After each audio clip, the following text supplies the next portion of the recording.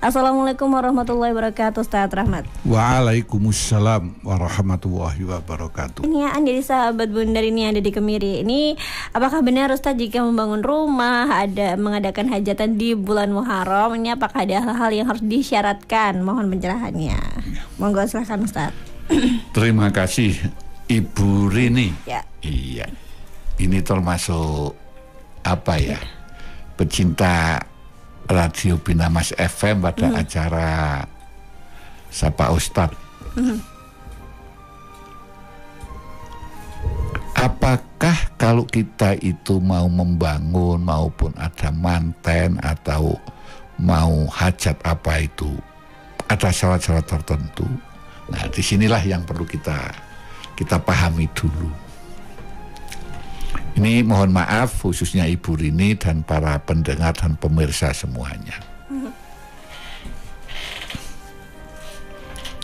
Bahwa dalam hidup di suatu daerah ini kalau ada bahasa Jawa yang mengatakan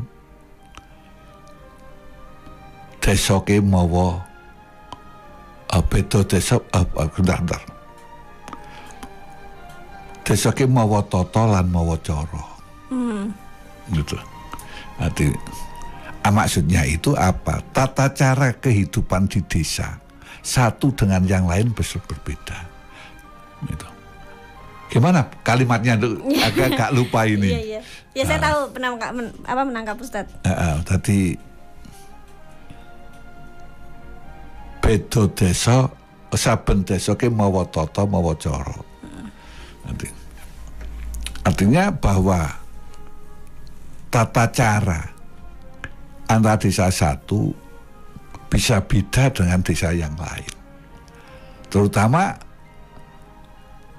yang namanya tata cara ini kan banyak dipengaruhi oleh budaya. Kebiasaan yang sudah membudaya. Jadi sesuatu yang sudah disepakati bersama. Salah satu contoh kehidupan di suatu desa. Ada yang kalau mendatangi seorang lain jenis, enaknya bilang bahasa sekarang apel, itu kalau sudah kelewat malam itu ditangkap, digerebek. Itu ada. Tapi ada juga yang sangat-sangat bebas. Contoh di kehidupan kota. Artinya orang sudah tidak peduli dengan kehidupan. Apalagi kota sing pinggir dalan gede. Itu mau datang jam berapa itu tangganya sudah tidak peduli. Bahkan ada yang sampai berhari-hari di situ tetangganya nggak gotak. Ya biasa saja. Ini pengalaman saya hidup di kota. Tapi ada juga mungkin walaupun kota yang masih kuat untuk menjaga tradisi itu.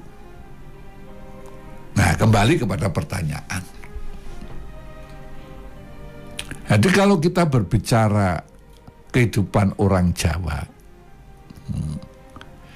itu sangat unik ya, termasuk kita berbicara bulan Suro ini itu tidak boleh tanda petik bersenang-senang. Mantu tidak boleh, nyepetke nggak boleh, itu bahkan pergi aja nggak boleh, betul? Iya. Ini. Nah, itu memang bunyinya begitu. Tapi kalau saya, ini pribadi, menangkapnya dan apa yang dilakukan oleh orang-orang Jawa pada waktu dulu, ini kan orang Jawa sering melakukan, kalau dalam bahasa riyadhah, tapi bahasa Jawanya prihatin. Sehingga ada yang mandi suro. Ada? Ada juga yang posone nyuro. Jadi poso nyuro itu puasa dengan hanya makan, kalau dalam istilah di pesantren, ngerowot.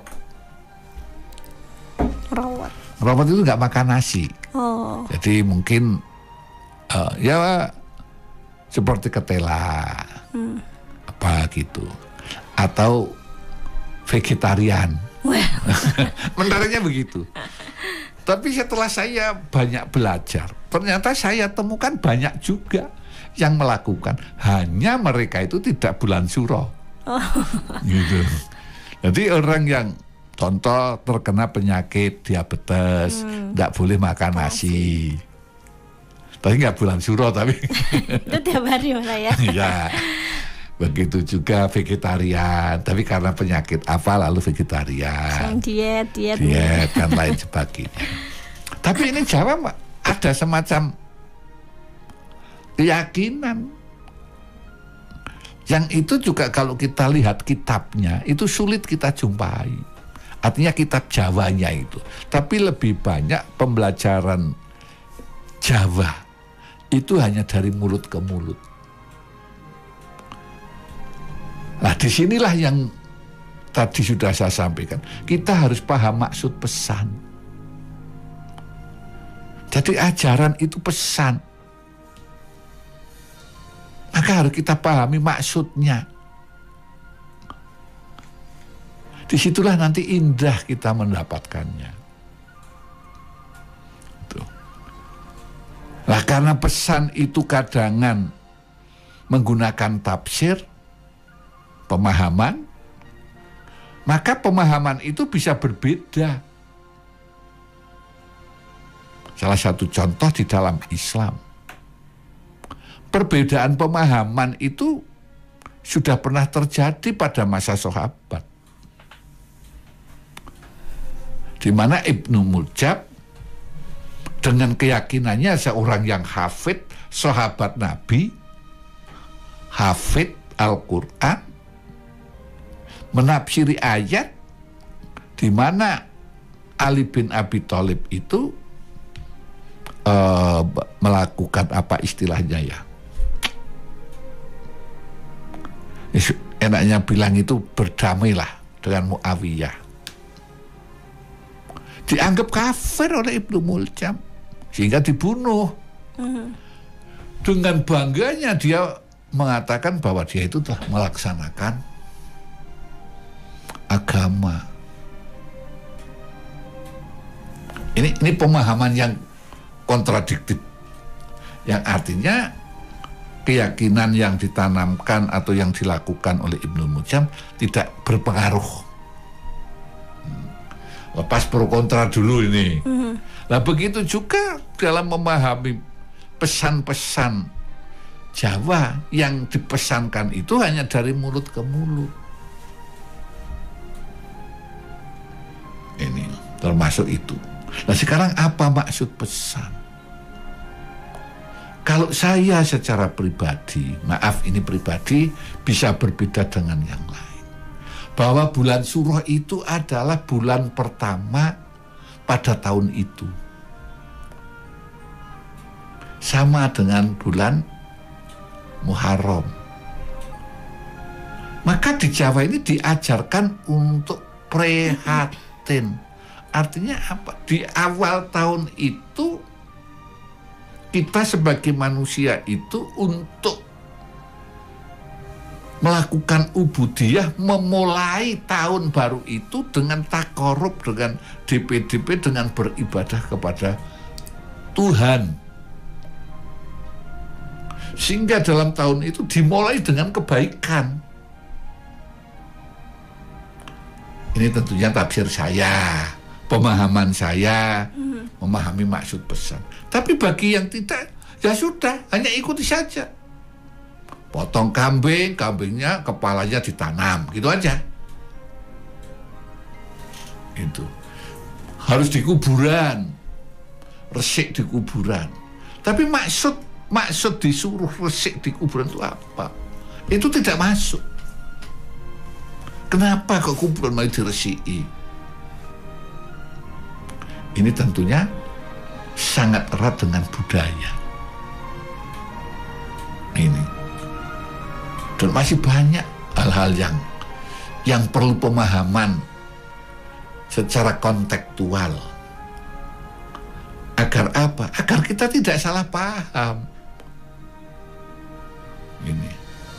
Ya, Sehingga maksud pesan itu tercapai. Seperti tadi saya katakan, dalam Islam, khusus saya ambil spesifik pada sa'i, itu bagaimana? Itu kan menanamkan cinta kasih. Bagaimana pengorbanan untuk satu, kita hormat kepada orang tua. Ibu Hajar contohnya. Kita paham bahwa ibu kita itu seperti Ibu Hajar itu. Maka apa yang harus kita lakukan terhadap ibu kita? Kebetulan kan ibu kita tidak tertulis dalam kitab suci. Tapi susahnya memikirkan kita. Bagaimana kalau kita sedang sakit, dibawa ke rumah sakit, naik angkot, waktu itu kita berak di pangkuan ibu. Mungkin nggak itu? Mungkin. Sehingga kadang menjadi orang-orang di sekitarnya minta turun ganti angkot. Ibunya kira-kira jengkel nggak sama anaknya? Enggak sih. Enggak. Begitulah cinta kasih orang tua kepada kita. Ini salah satu tentunya tidak dari mengikuti sa'i di dalam umroh maupun haji. Kita harus sampai ke sana sehingga takzim kita, mengagungkan kita, hormat kita, kasih sayang kita kepada ibu kita ini mestinya meningkat. Tapi karena tidak paham maksud pesan, sa'i malah seperti bergembira ria sambil tembangan. Ada juga yang jalal waton iman.